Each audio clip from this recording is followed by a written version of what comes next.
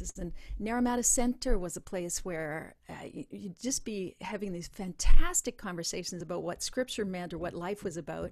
And I'd just go away and write stuff. And I just had kind of no boundaries about it. Like I had no compunction about singing it when it was half done or as soon as I had written the thing. And it just didn't bug me because I hadn't been published in a hymn book, right? So I can even remember that one. I was writing some piece and I can't remember what it was, but I was on tour with David and I got the words all finished and I loved them. And so I, on stage that evening in the middle of the quiet portion of the concert, I began to play Make a Joyful Noise and Living in the Light, the tune to Living in the Light. And I began to read off the scratchy page I had written in front of me, the words that I had just written to a new thing. So I played this tune and I read these words, and there I had, because it was so important to me, it had to be performed to be real. So in those days, it was just fantastic. Make something up and sing it. And there it was. It really existed because I had performed it. And sometimes songs come to me because somebody says something that sounds like it already is a song. Like, oh, look at that. There's a little black bug on the overhead projector. And so, wow, that sounds like a song already. Or kind of like Carrie Wayland or Carrie, when I first saw and heard you dance and pray like a rock, I thought to myself, that already is a song. All I have to do is just kind of chip away at it, and it's gonna be a song, and it just was. But this particular song, this hymn, came when I was. It was a particular period of time when the Whole People of God curriculum had asked me to make their sing-along cassette. So quite a few years ago. So the Whole People of God curriculum is what came out before Seasons of the Spirit, the precursor. And so I said to them, I'll do that and I'll raise you one. I'll write a theme song to every season of the year. Oh, there's my drummer, David Johnson, off to his bluegrass group, which he has on Tuesday mornings. So I said I'd write a season song for each one. So Marilyn Perry said, yeah, do it. So one of the seasons was Epiphany season was Living in the Light, and Lenten season was Together Through the Valley. And I wrote these scripture responses too. I remember Pentecost. I will pour out my spirit on everyone. Your sons and daughters shall proclaim my message. Anyway, I had a blast, and my Vancouver Presbytery's Youth Choir sang it all on the sing-along cassette. And then I sent it all in to Marilyn. She said, great, there's just one more thing that we don't have at this time, and we need a Thanksgiving hymn from Psalm 100, Make a Joyful Noise. Do you think you could whip something up? Because the deadline is Friday. And I said, yes, I can. And so I wrote that thing, and I remember feeling especially happy that I had kept as close to the scriptural words as I could, because it's, the second most beloved psalm of our scriptures, and I really wanted it to sound authentic, but I also ended up saying that it's like the only country song I've ever written. So that was Make a Joyful Noise, and I recorded that and sent that in to her too, and so all the music that was written in that time was sung quite a bit throughout the church, and so it was what the Catholics call it was received by the church, and so by the time the hymn book was being created, then those were the ones that were chosen. So that's my Make a Joyful Noise story, and so. I asked Bruce if it would be okay to show the video from the concert that David and I and Alex Rempel performed at Epiphany Explorations a couple of years back, if we use that. Partly because it's the hour, but partly because it's the hour of my life too, when my voice is not, it's not supporting me. It's not what it used to be, and I see that my voice is not leading me in a place where I can perform, and it's leading me in a place where I'm going to support people more. I'm going to create more for others and teach others more, which is my interpretation of what Jesus is doing in my life. So Bruce said that'll be okay. And so last night, late at night, I said,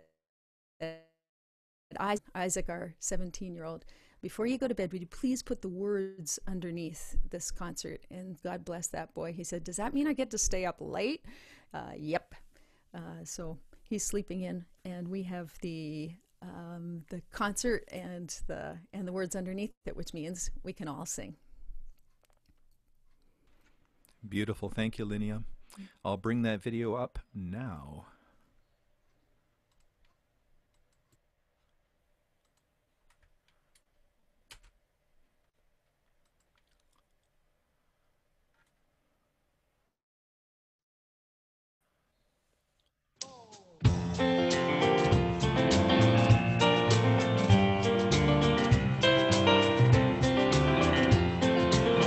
Here we go now.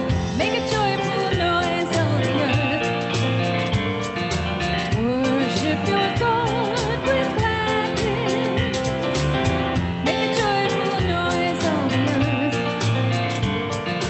Come to this place with a song.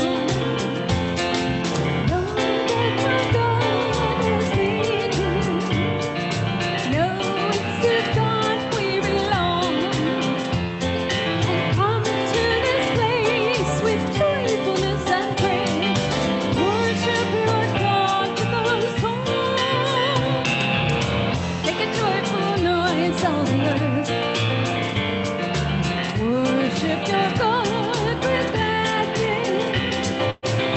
Make a joyful noise on the earth. Come to this place with a song. Enter these gates, thanksgiving. Enter these courts with praise. Sing thanks to your God and bless His holy name. Worship your God with our song. Make a joyful noise on the earth. Worship your God with gladness. Make a joyful noise of the earth. Come to this place with a song. Ages will endless ages. Seasons of endless years. The love of our Maker ever shall endure. Worship your God with a song. Make a joyful noise of the earth. Worship your God with gladness. Make a joyful noise of the earth. Come to this place with a song. Sing that line again. Come to this place with a song. One more time. Come to this place with a song.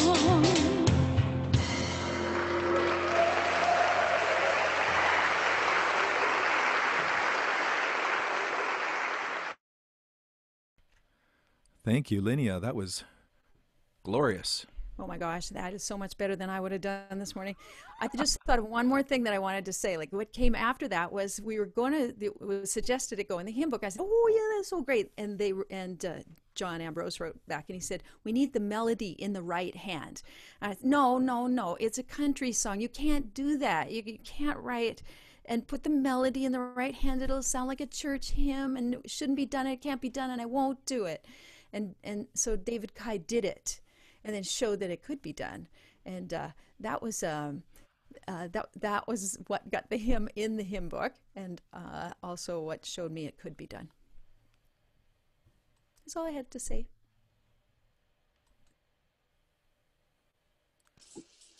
Beautiful. That was just beautiful. Thank you. And that's a good segue to our next person. You might wonder how we came up with the order. I just said, let's go alphabetically by last name. So David Kai is next. David, I've got you unmuted. Okay. And just as another addition to Make a Joyful Noise, that's the version that appears in Voices United is actually not the version that I intended to go in there.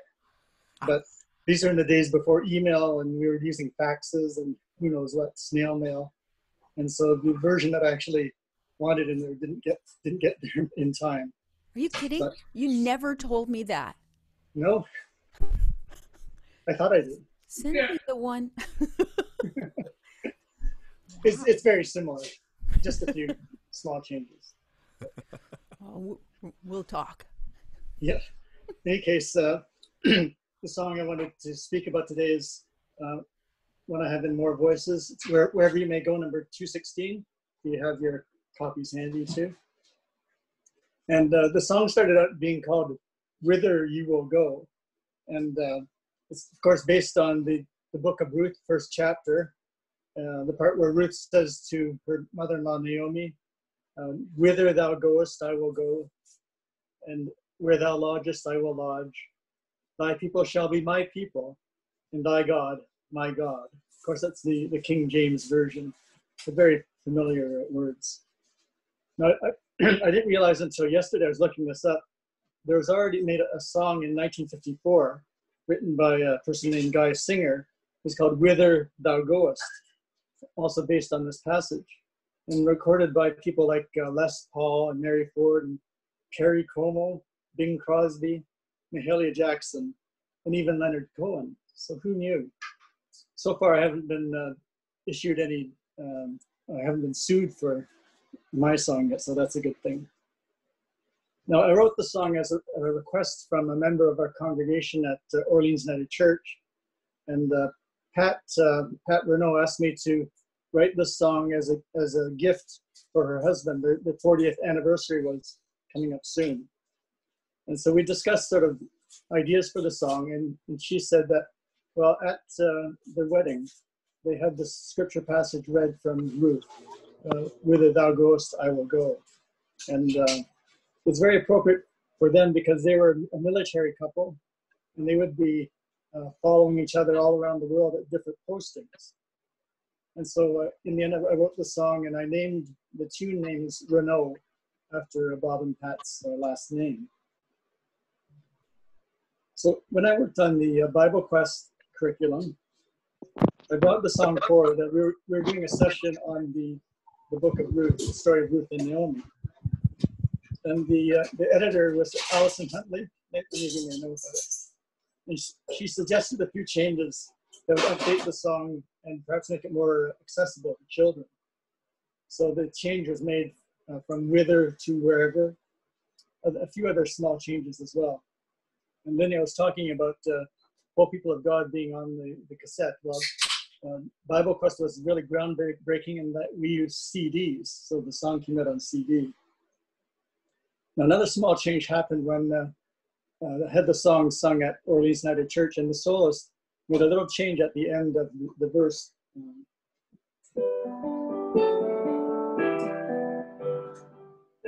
It was like that originally, and she added a little part.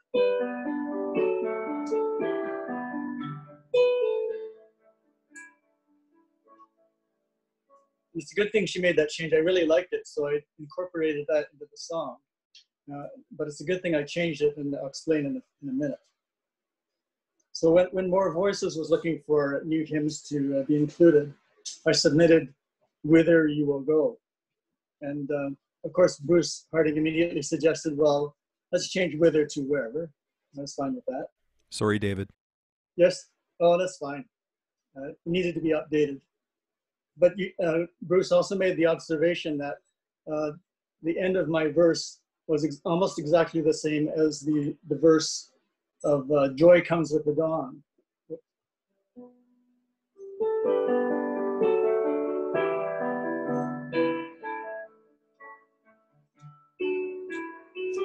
So you hear that? So that's Joy Comes with the Dawn, and here's Whither You Will Go, or wherever you may go.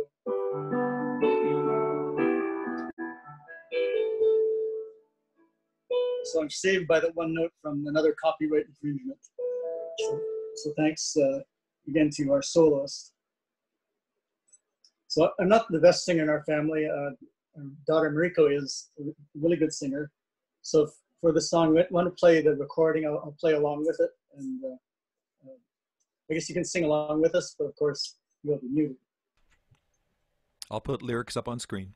Okay, thank you.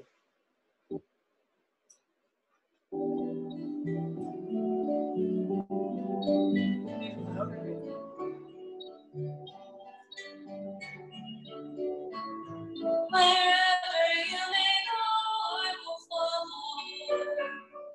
And your people shall be my people too. Wherever you may go, I will follow. For I would be faithful, loyal, and true.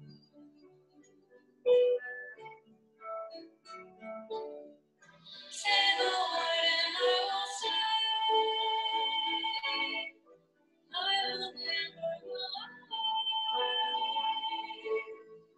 We will travel side by side and go from glory above. Wherever you may go, I will follow. And your people shall be my people too. Wherever you may go, I will follow. For I would be faithful, loyal, and true.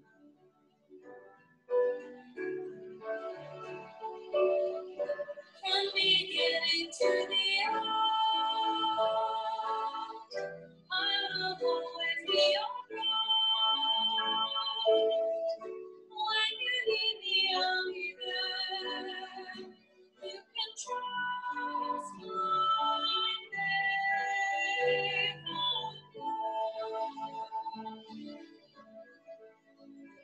wherever you may go, I will follow.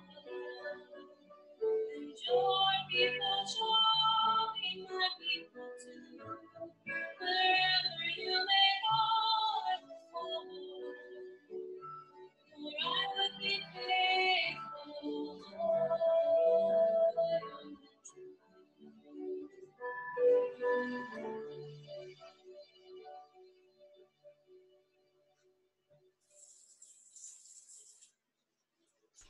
Thank you. That was beautiful, David. Thank you. And you know, as much as I've known many of you for a long time and known your songs, there's always new things to learn about those songs. So thank you for that story. Glorious. Well, next we have alphabetically we have Ron Klusmeyer. Sorry, I'm just going to find you, Ron. Make sure your mic gets turned on. There we go. I don't seem to be able to unmute Ron. There we go. I think you're up, Ron. Okay, thank you. Thanks, Bruce. Hey, This is so exciting in so many ways. But one of the things I've learned over the years is the incredible gifts that the United Church of Canada has in terms of songwriters and hymn writers, poets, musicians. It's a remarkable thing, and most of us work in isolation and rarely get the opportunities to connect with others who are doing the same thing. So this is just a real gift, and I want to thank Bruce and Carrie for coming up with the idea and inviting us all. It's wonderful. The piece that I've chosen to talk about, I chose for a couple of reasons. I call it Wind of Change. In hymn books, it's usually called Come, O Holy Spirit. And the tune name for it is Gabriola, and it's that tune name how that came to be. I live on Vancouver Island, and one of the other Gulf islands is Gabriola Island. So the tune name for Wind of Change or Come, O Holy Spirit is Gabriola. A long time ago, like 20 years ago, I was invited over on Gabriola Island. Invitation, excuse me, I received the invitation in October, put it in the date book, and it was for a February event. And so, and in those days, I was doing, and so I was getting ready on the day before going to Gabriola, just checked in this little book I used to keep. And in there, it said I had promised to write a brand new first time at Gabriola Friday night. Some of you have been there, I think. And so it was about 10 o'clock on Thursday night. And I used to keep what I called, I just called it a later pile of words that I had received from various authors that I hadn't yet written a tune for. So I had this stack about 2 inches thick that sat on the side of the piano. And at about 10:30, I was really getting desperate. And so I started digging through that stack and came to this tune, or this set of words.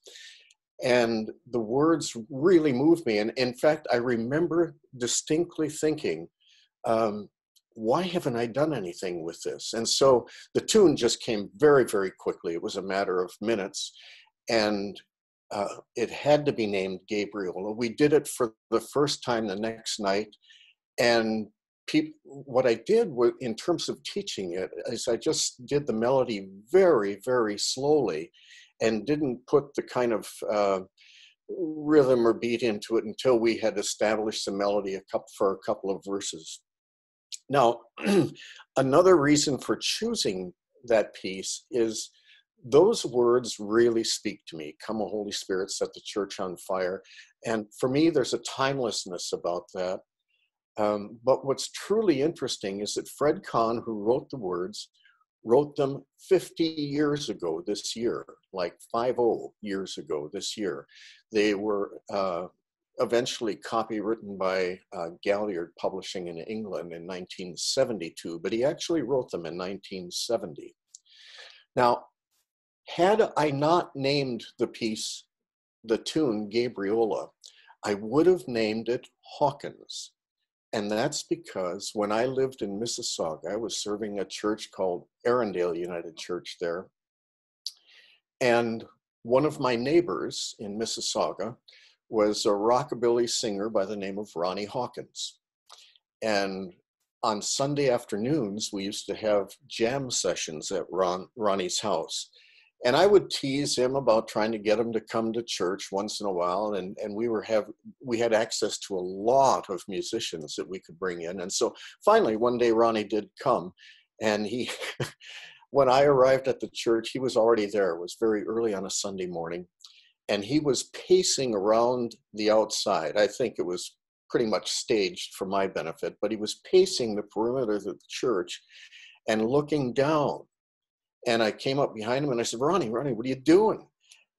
And he said, if Ronnie Hawkins is coming in this place, it better have a good foundation. And so he came in and he was part of the worshiping congregation that day, as he was a few other times. One of the afternoons when we did jam sessions at his house, he looked across, he had a great big porch where musicians would gather. And he looked across to me and he said, Klesmeyer, your music's okay, but if you want to get people like me into the church, you got to start writing some rockabilly hymns. And so this is my nod to rockabilly hymns. The version that we're going to ask you to sing to is a pre-recorded version. It was sung by Sheila McGill when we were touring together in 2001. And Sheila and Fred and I did a cross-Canada tour. We did 52 days and 49 stops all across Canada. And Sheila sang this song every night, and she gives it such wonderful energy. I've just always loved singing along with her. Amen. Thanks, Ron. I'm bringing up the words, and here we go for sing along. Oh, wrong song, sorry. Juggling my technology. Here we go.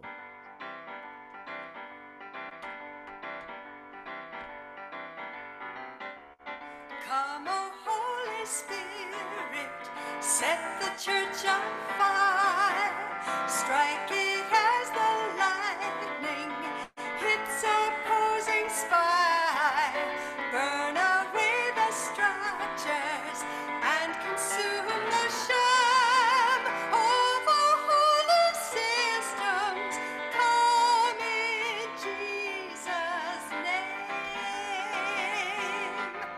Come, come, come in Jesus' name. Take our hearts by storm. All the world lies open. Pentecost is now. I said, come, come, come in Jesus' name. Take our hearts by storm. All the world lies open. Pentecost is now. Blow away the cobwebs of our stubborn past. Come, send flying from us myths unfit to last. Wind of change, refresh us and disturb our calm. Teach us what true love is. Take our hearts by storm. Come, come, come in Jesus' name. Take our hearts by storm. All the world lies open. Pentecost is now. I said, come, come, come in Jesus' name. Take our hearts by storm. All the world lies open. Pentecost is now. Free us of our Babel mind, spark in us a language all can understand.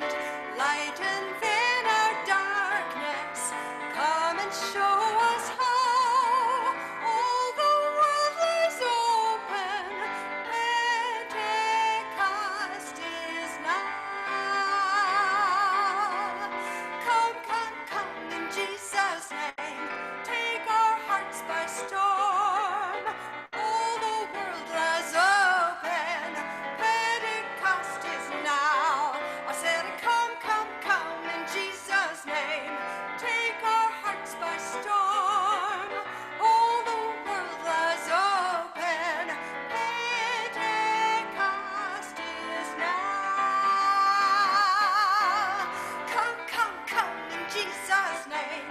Take our hearts by storm. All the world lies open. Pentecost is now. I said, come, come, come in Jesus' name. Take our hearts by storm. All the world lies open. Pentecost is now. Amen.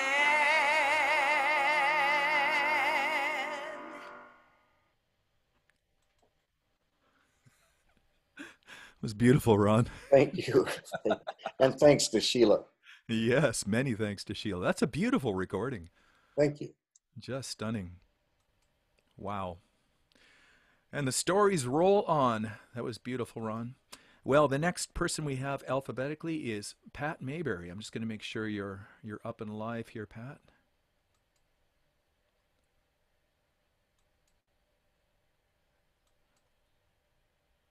My unmuting doesn't seem to be working. Can somebody else unmute Pat? There we go. Got it now. There, we're live. Hi, Pat. Hi. Am I unmuted? Yes, you okay. are. You're live. Okay. I feel a bit, everybody else has done a recording, and here I am with my guitar and my computer and no microphone and all that. So anyway, I'm going to sing it for you. So Yay. the song I've chosen is Called by Earth and Sky, because it is the one that, again, as a got me into hymn writing. I certainly wrote many, many, many songs and have several CDs of songs I've written. But it was Called by Earth and Sky that brought me into the hymn writing forum in a different way. I had certainly a lot of my songs I composed were I sang them in church. And much of it was inspired by the church community that I'm still a part of in Ottawa, First United Church. So I frequently sang the songs as I wrote them in church, and then sometimes recorded them, but also recorded all sorts of other things, folk songs, love songs, justice songs. So it was a real mix of things, although I've always tried to incorporate a spiritual element to any kind of song that I write. Now I do write more specifically for the church, and David has made that very much a wonderful thing for me by agreeing to arrange for the piano a lot of the things that I do send out now, the newer things that I write for worship specifically. And David and I have never actually met in person, which is a remarkable thing, given that he's arranged a whole passel of things with and for me. And neither have I met John Oldham, whose words I have used a couple of times. We've never met either, so this is as close as we've got so far. So Called by Earth and Sky was, I was asked, and I'm not sure how that happened, I was asked to go to a retreat at the Five Oaks Centre in Ontario, in Paris, Ontario, which is the kind of equivalent of Naramata in BC, and to help plan the music for the 2005 Women's United Church gathering of women every year for many years. I think 2005 was actually the last one. And the conference that year was called by Earth and Sky. And much as I would love to have made up that title, I did not. But it certainly inspired me. And when we were talking about the music for the conference, which was a gathering of something like 300 women every year in Waterloo, we sort of took over the university there and bunked there and sang and did workshops for 2 or 3 days every year.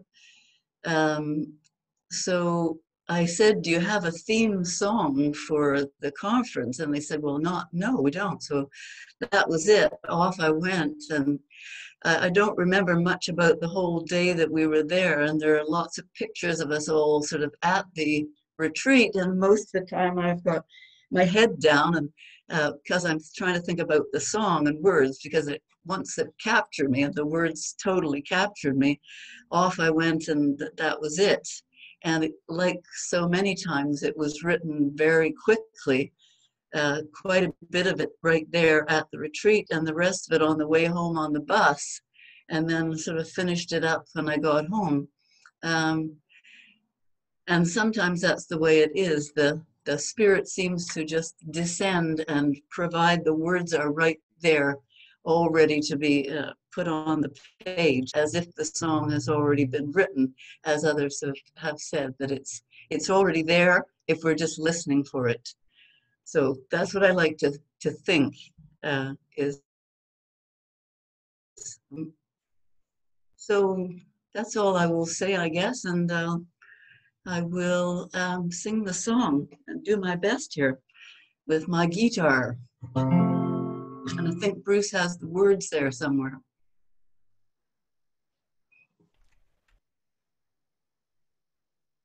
Actually, Bruce, okay, here we go.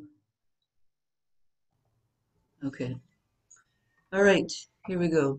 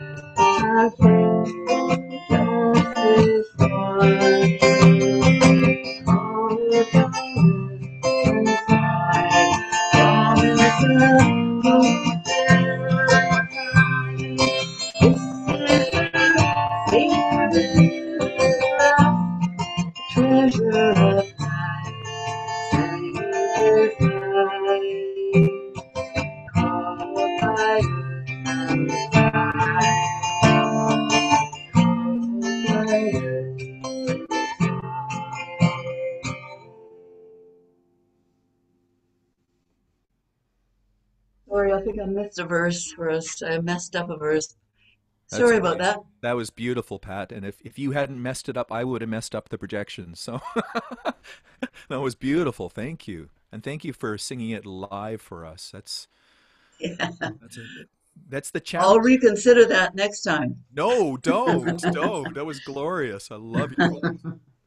But it is one of the challenges of doing this in this environment. It's not easy to deliver live music in this way. So, but there's a beauty to it. So thank you very much.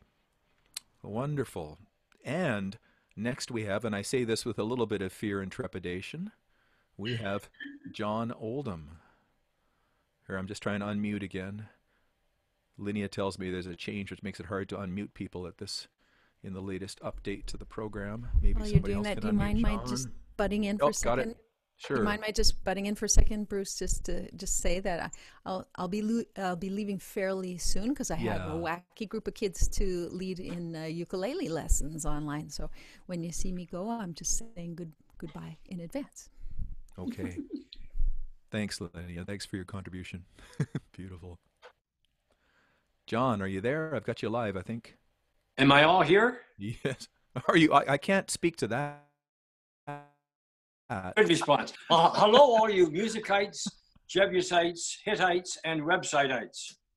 It's a delight. It's a delight for us to hang out with you, especially those of you who have dared to compose with me over the years, and with those of you who even crashed at our house on your troubadour nation, and even stayed at the house longer than Marlene and I did as we left you. And I want today to especially remember prayer thoughts on Walter and Joan Farquharson. It was nearly 50 years ago that Walter's words jumped out of boxes of red hymn books in 1971. And ever since, he's inspired me. And he continues to encourage me. But especially today, let us remember his wife, Joan, dealing with very serious health issues. Rumor has it that I am associated with 4 songs and more voices. Interesting, Patty. Back in when More Voices came out, the Observer called us rising stars, and as if we hadn't been writing poems and songs for 20 years before that. Anyway, 3 of those songs were with Ron. Hi, Ron. Nice beard. And with Prairie songstress Lori Earhart. Now I have that right called Renewing Our Spirits. Also, Like a River of Tears. A few summers ago, the Hymn Society, Bruce, might you remember this, Cheryl, Lloyd, a few summers ago, the Hymn Society of the USA and Canada held its annual gathering in Winnipeg, where we live. And Lloyd and Bruce led in an evening introduction to More Voices. And I dared to walk to the mic and was not adverse.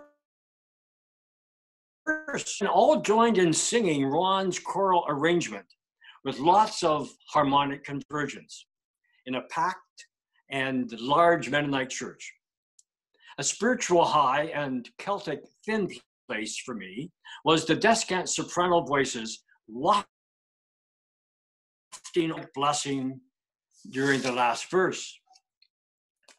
Now, while deep in our hearts, maybe our Anne Murray Snowbird song is filled with biblical images like pillar of cloud, fiery bush, bird, wind, and many literary metaphors, even though I didn't do well in English in high school. And even Greek mythology is in this song about the phoenix bird rising from the ashes.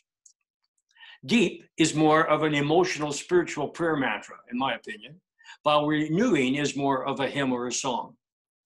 However, the recurring phrase, renewing our spirits, has a mantra-like quality, and the last phrase of each line speaks to the current circumstances and challenges with the pandemic, with race relations, with peace and justice. Renewing our spirits with courage and faith, with we embrace the future to face. In central Winnipeg, back in 1991, Young United Church burnt to the ground, well, right to the hole. It was the spark for the song. In 1993, a new multi-purpose building. Besides there being a worship concert space, there were apartments for people with AIDS, and there was a soup kitchen area for the dispossessed and the homeless. At the dedication service, Peter Williams, a longtime Emmanuel College buddy of mine from the radical 60s, preached a message called Imagine. And a woman called Laura Sundberg, then a student and now a Regina minister, led in prayer that included the phrase, quote, like a river of tears. And immediately I was triggered to get a piece of paper out of my pocket and jot down half the poem during the service, as it was enriched by pigeons, also known as biblical doves, flying outside the high windows, and as the sun shone down upon our faces like a sunshine of blessing. That evening, Mar and I shared in a Sweat Lodge prayer circle led by Margaret and Tom Little, Native leaders connected to Young Church. Many months previously, we shared with them along the construction fence, looking into the big hole, as Tom, with his eagle feather, offered a smudge in prayer. So the rest of the song was written the following morning after the sweat. The last verse and is rooted in Hebrew writings about loins and about breasts, quote, like clusters of grapes. You look it up. You get a concordance and look it up. Yeah. Like a lover's caress, your spirit revives us. Like a song of the soul, you come to be. Now, Ron's freestyle, free-flowing, free-spirited music caresses these words and embellishes the lyric. So, of all of our 25 or so collaborations over 28 years, and who's counting, I consider these words and his music the most wedded, as the music builds and rises in the middle lines and then comes to resolution in the line 4. Now, by Googling Ron and Renewing Our Spirits, you can see the music page, the poetry page, and then a recent reflection page, which he has shared with his choir at Brecon United in Nanaimo and with others. As an addendum, I just realized 30 years later, I'm a slow learner, that Renewing Our Spirits and Deep in Our Hearts makes no direct reference to Jesus or God or church dogma. Can bring his or her meaning to the words you and your. So it's more of a spiritual song than a religious hymn. The good news is I will not play it on my trumpet and will not test if you still love me. Now I'm 75 and sing out of tune. So muted and singingly, I invite you to sing along with Ron and the singers at one of his song circling 5 years ago. And we will listen, we can sing and listen to verses 1 and 4 with Ron and the singers. Go for it. Thanks, John. I'm bringing up the words now. And here's the recording.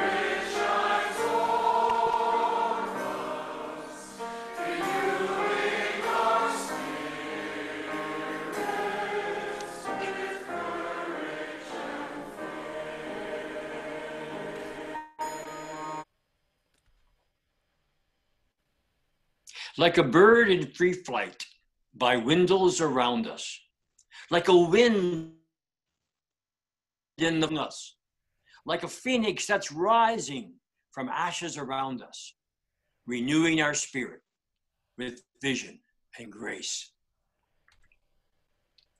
Like a pillar of cloud, you promise to guide us.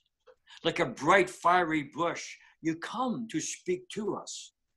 Like a calm, cooling breeze, your spirit breathes in us, renewing our spirits with loving embrace.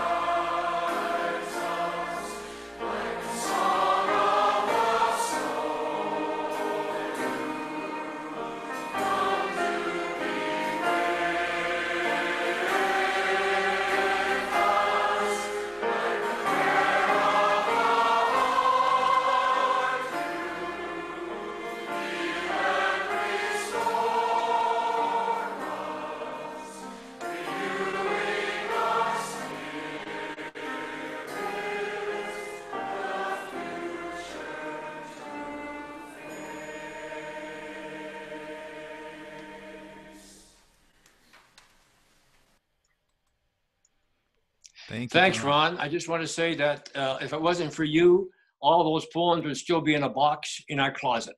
Thank you. Thanks, Bruce. That was beautiful. Thanks, John. It was Thanks, glorious. John. Thanks, John. It's becoming very clear, at least to me, and I'm sure to many others, what the kind of cross-fertilization that happens in our United Church community. And that's a beautiful thing. Thank you. Well, we have one more to share with us, and that is Carrie Waylander. I'm just finding you, Carrie. I don't know if you can unmute yourself. I'm trying to unmute you here. There we go. Yeah, I did. Very nice. Well, Hi, Carrie. Hi, Bruce. Thank you so much. My instigator buddy. Yes. I can't remember who said, that we often work in isolation. But I know that the community, each of these hymns really comes out of community, out of our connections with one another, and out of various people that we've been in connection with. And so I'm going to tell the story of each blade of grass, and you will see the many layers of connection and community related to the song. So it starts out with attending, and I asked Ron privately, I think it was Songs Circling All the Earth. It was a concert that was held at Brecon United Church in Nanaimo. And Bruce and Cheryl, you were there. Linnea was there.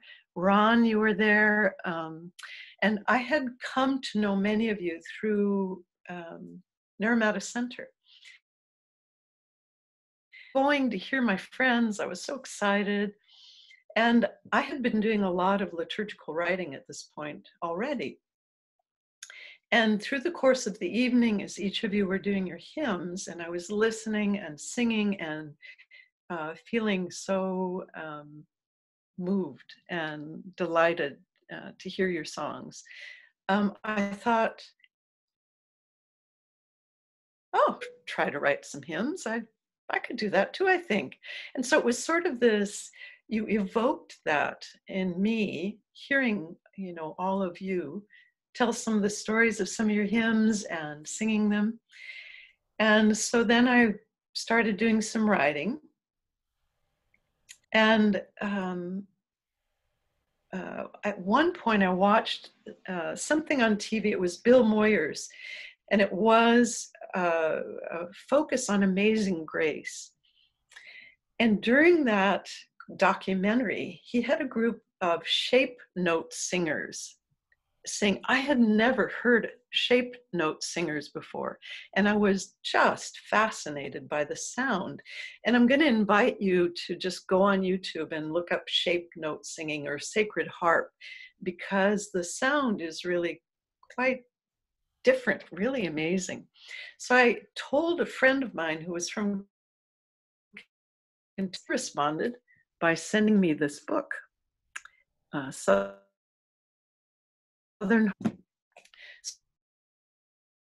So once I learned how to read books, so maybe Bruce, you can show what the notation is like. Sure, bringing it up now. It's very different.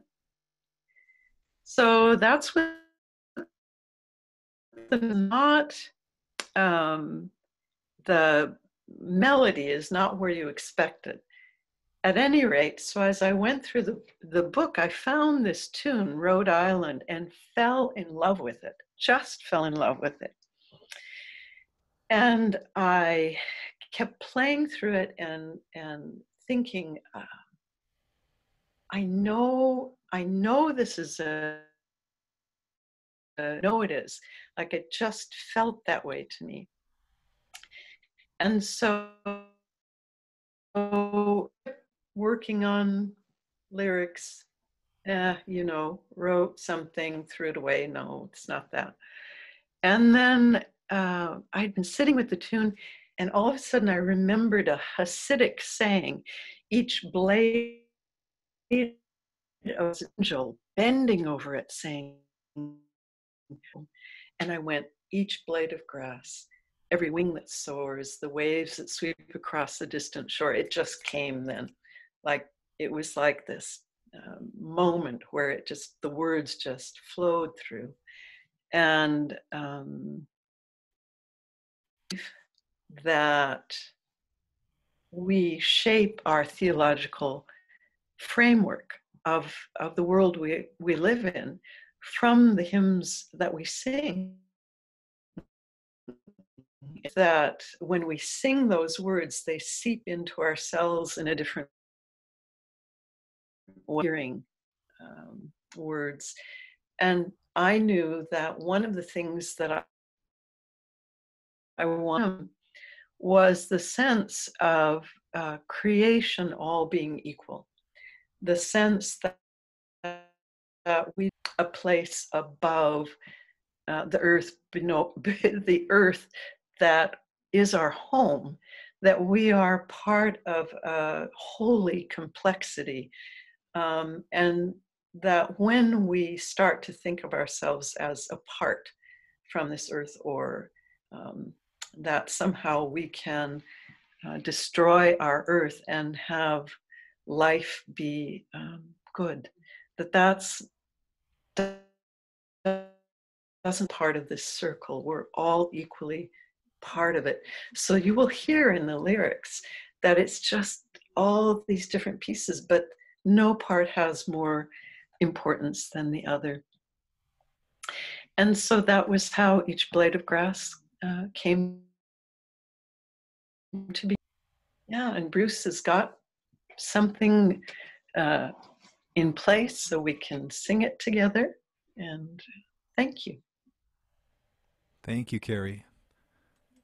Yes, I have a recording for this song that was Lloyd McLean and I did our More Voices introductory tour across months on the road, hitting churches all over the country. And this is a recording that we made with the community that was gathered in Cromer, Manitoba. Now, Cromer is one of those towns that's, I think it might be 3 blocks by 2 blocks.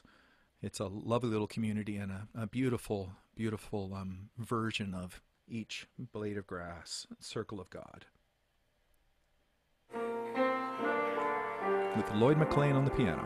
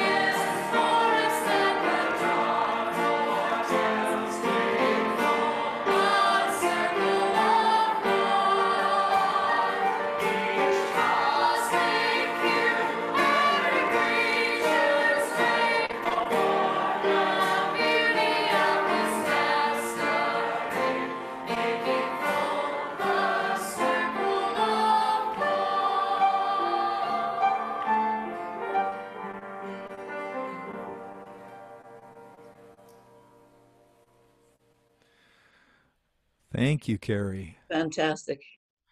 Isn't that's a clear case of the church singing to the church? I know when we were working on the More Voices project, we had, because I had said to Carrie, yes, you should write a hymn at that gathering in Nanaimo that you're talking about. You should write a hymn. And then she went away, and we had a conversation in committee saying we need more songs that lift up that Celtic, that indigenous understanding of our place in creation. All of us, all the creatures are one. And Carrie sent me that hymn, and I said, it's like we commissioned it. We didn't, but we did in that kind of a way, and that's why it's so important. So, wow. Does anyone want to jump in and just talk about stories about the importance of new song in your communities, or questions you have about ways we can make new song more available? Any of that, because those are our presenters, and I thank you all very much, not just for being here today, but for the gift, the richness that you have given the church. You know, makes me weep thinking of how important you are to all of us, and how important all of our composers and hymn writers are. This is more of a free-for-all. I don't know if people have the ability to unmute themselves to comment and ask questions, but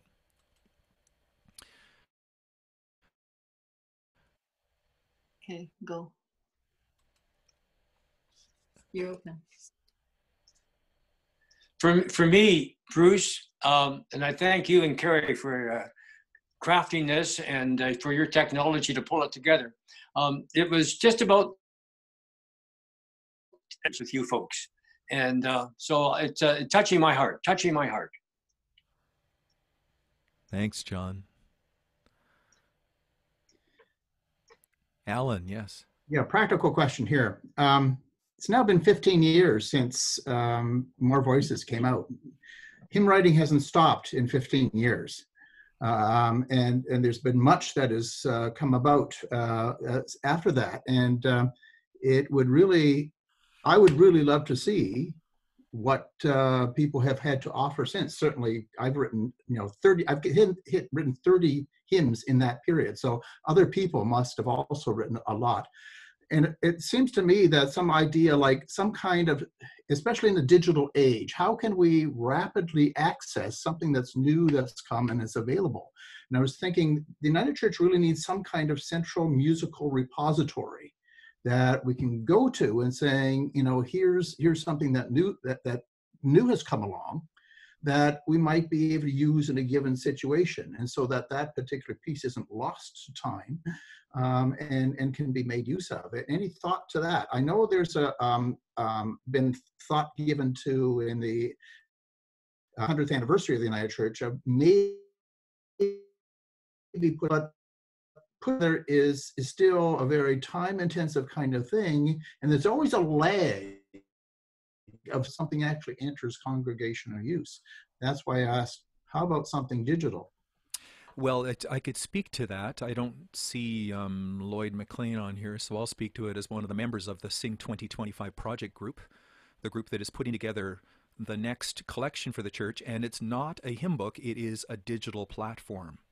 It's a platform on which we will put the contents of More Voices and Voices United and Nos Voix Unies, our core current collections. The contents will go up there with full indexing to all of those collections and more new supplementary material being added in as well. And it's meant to be a platform for continued sharing as the years go on. So this project is already well underway. The committee has been struck, and we're just in the middle of putting our wordsmithing and so on, our timing together for the submissions process for new content. So all of you who are writing, please be ready for that call to go out. It should go out in the next couple of months, I would think, maybe even sooner. So that's very exciting. So that's an attempt to do something that will serve us into the future, because people tell us we don't necessarily need a new hymn book. And that's one of the reasons we decided not to do a new hymn book, because Voices United still serves us really well for the core repertoire of our denomination. We just need a way to continue to share new songs. So that's a big initiative underway. The other beautiful thing I can say about it is it looks like it will with GIA in the States through the One License platform. We are a test project for this. We're hoping that the entire contents of Voice United and More Voices, they're going to work hard on this, will be available through a special license through One License, plus all the new material. And all being well, we're going to have a special license for United Church congregations at a reduced group rate, which will give you access to our full new platform and all the content, plus the rest of the One License catalog. So you'll save some money and be able to access a lot of glorious music. And we'll finally get the full indexing we've been looking for all of our resources. So how will that call for new submissions go out? That'll go out on our Facebook group. It'll go out on the website. It'll go out through the Hymn Society and as many other channels as we can. So our Facebook group, but that's our primary sharing mode that we currently have.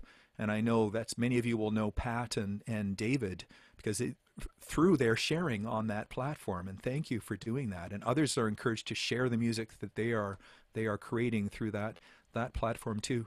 The other place we have for sharing, and we have for years, is Gathering, our national worship resource magazine. You can send in repertoire and it goes out through Gathering.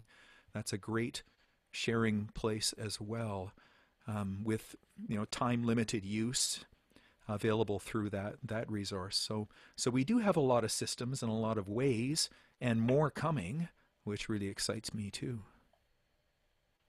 Other questions, comments? Yep, Pat? Once the 2025 online collection is available, as Alan is saying, will there be then a way of sort of further submissions as the years go on being reviewed and added, or will it be a static collection again? Just, it's great that it'll be online, but will there be a way of continuing to add to it over the years? Yeah, sorry if I wasn't very clear. That is the intention. This is Okay. a first supplement of material, but the platform can continue to grow. We can keep adding to it Okay. as the years go on. So it'd probably be, I'm not exactly sure on the more of a collection of songs that'll go up in the first batch. So 200, 250 songs, somewhere in that ballpark for the first round. But yeah, I'm very excited about the idea of being able to continue to just grow the collection in that way. Yes, anyone else want to jump in? Yep. Yes, Bruce. While I really value the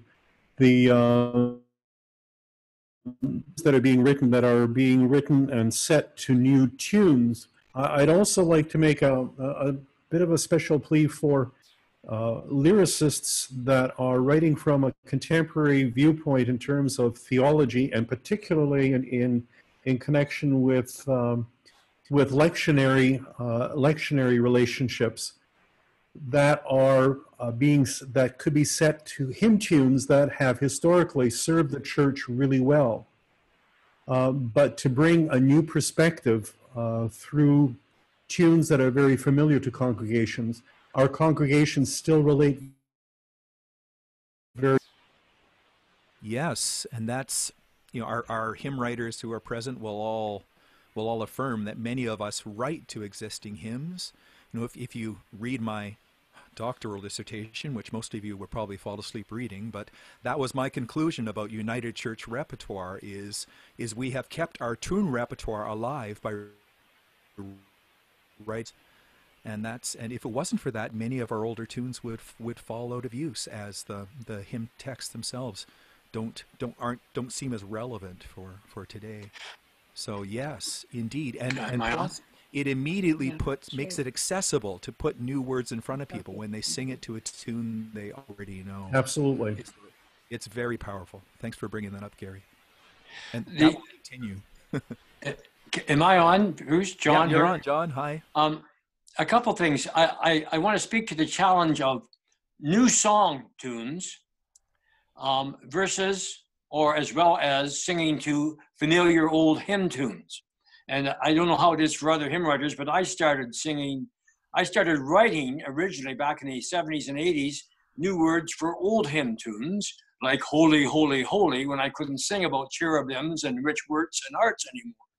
And well, that was helpful for me in my progression, or transformation, whatever you call it. For me, in my spiritual growth, there's many new songs that are not what I would call hymns. And many of the new songs don't have a long historic church connection because of they aren't based in that familiar hymn tune that we grew up on in the old church pretty fast.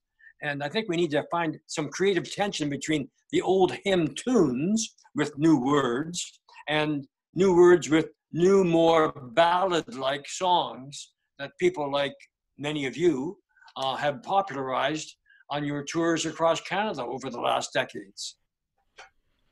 Thanks, John.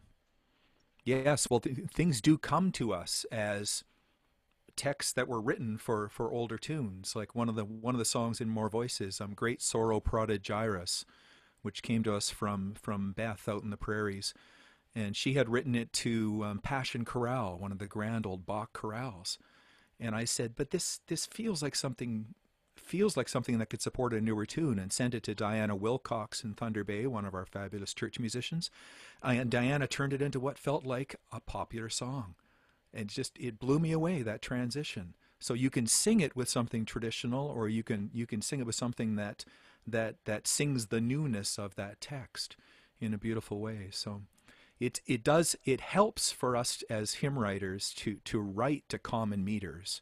It does, meters that open up our texts in many different ways, and then people have options. If people are more afraid of new tunes, they can sing to something familiar, but then you can say, hey, try this, try something new as well. See what this new tune does to those words. See the way it supports it differently. So beautiful. Well, I think we've been at this for almost 90 minutes. Maybe just a quick wave of a hand. I'm going to ask you a question for all of you who are here. Would you like to see another session something like this with more? Okay. I know Jason and I will be putting our heads together and sorting out what'll come next for our series, but this will definitely be on our list again. So Am I still on, Bruce? You're still on, John. I could mute you if Just you to want, add though. to that, your comment, I've sent you some names to consider for a future event, like Laurie Earhart. Yes. Bishop Gord Wright. If we can import a Lutheran, we can import a Nanican bishop of Common Cup. Walter Farquharson, and Joanna Schwartz, who is on with us today on Zoom, who has been composing with me for a number of years. Those are just some examples. So I hope we don't stay locked into just More Voices and Voices United, because that would not introduce us to the newer stuff that's been coming out since you were peddling More Voices back in another life. In another life. Yes, indeed. Well, many blessings, everyone. And again, a huge thank you to our panelists. Huge thank you. This is the to everyone, and a huge thank you to everyone who is here, because we are all enliveners of congregational song and enliveners of new music and enthusiasts for new music in our communities. So we'll see you all again soon. Join us on our Facebook group for constant chat about copyright issues and new song and the challenges of making music in a pandemic situation and all of those things. But I just want to thank you for being here, and go in peace in your heart. Amen. Amen.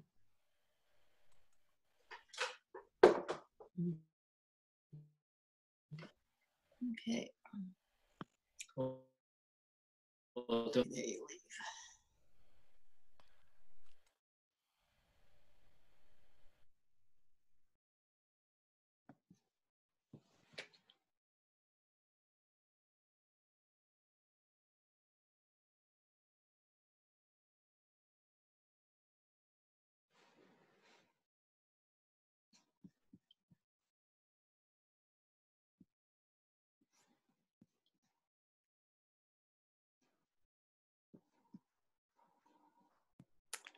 Blessings all.